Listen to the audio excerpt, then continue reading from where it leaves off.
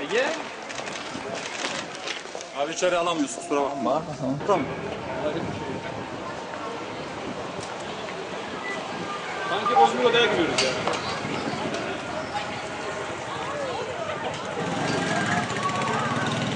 Bozmur Oda arkadaş burası, ben anlamadım.